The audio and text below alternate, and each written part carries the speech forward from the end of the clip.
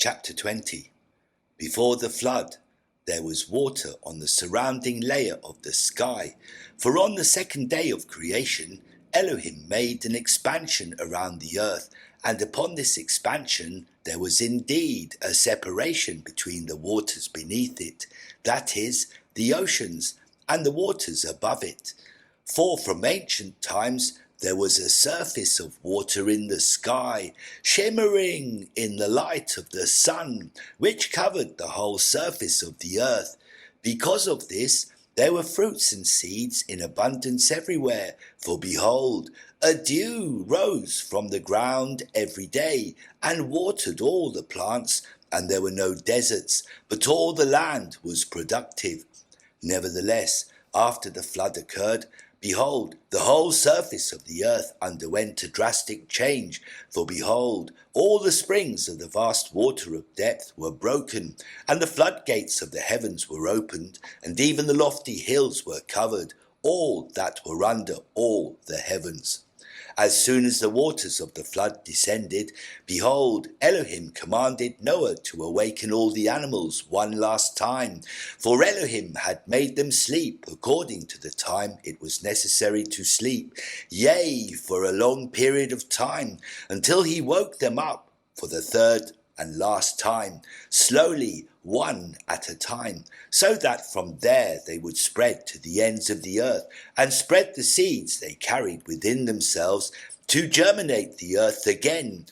quadruped animals and beasts, and reptiles of the earth, and birds of the sky.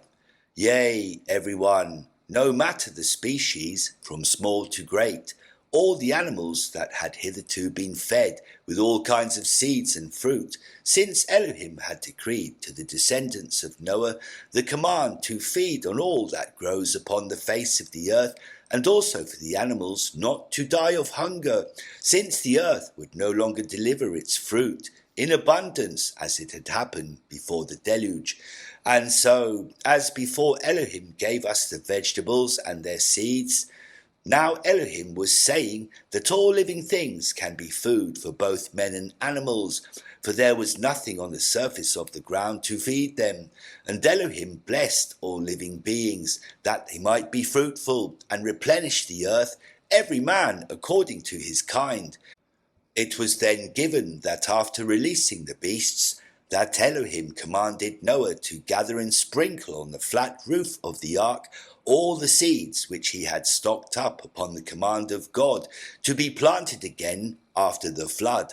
And behold, that a wind from the north blew above the ark, and the seeds were scattered about where Noah and his family were, and to the four corners of the earth, and wherever they fell, they quickly germinated and bore fruit according to their kind.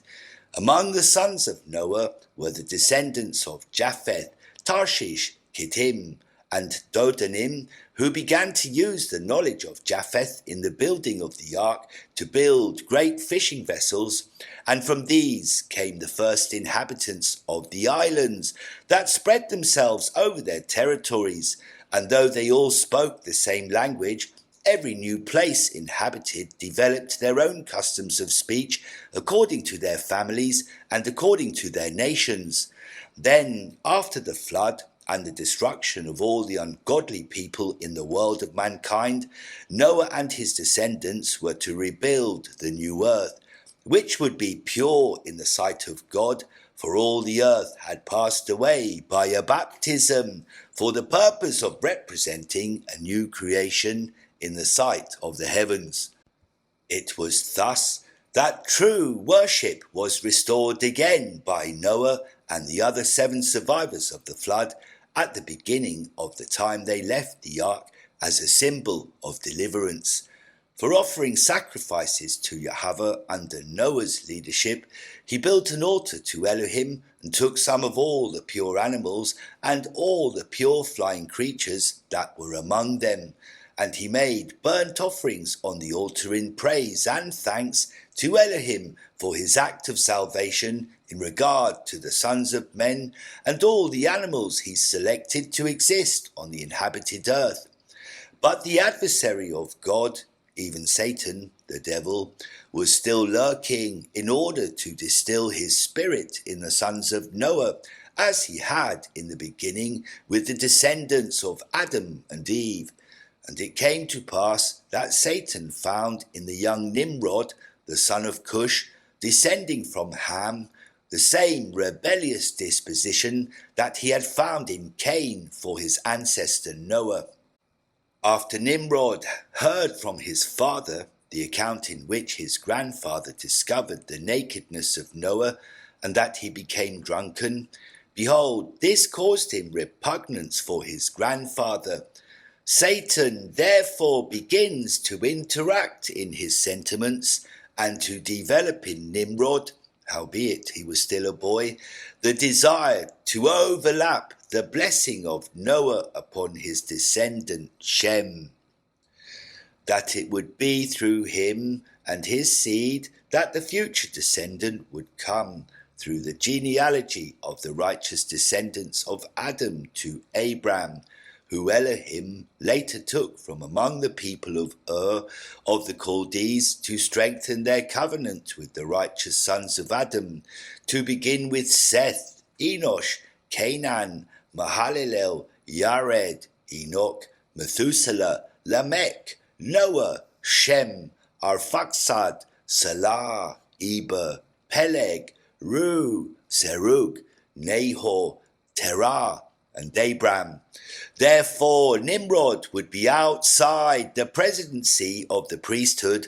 and even of possibility of the promised descendant coming from his seed. It was then that Satan proceeded to stir up the heart of Nimrod for the purpose of becoming a mighty hunter in opposition to Yahweh, which means in the language of the Hebrews, hunter of men. That is, one who hunts men with purpose of enslaving, thus acting in opposition to the precepts of freedom extended to all men created by Yahweh. In this way, Nimrod, backed by Satan, became a warrior and conqueror of people.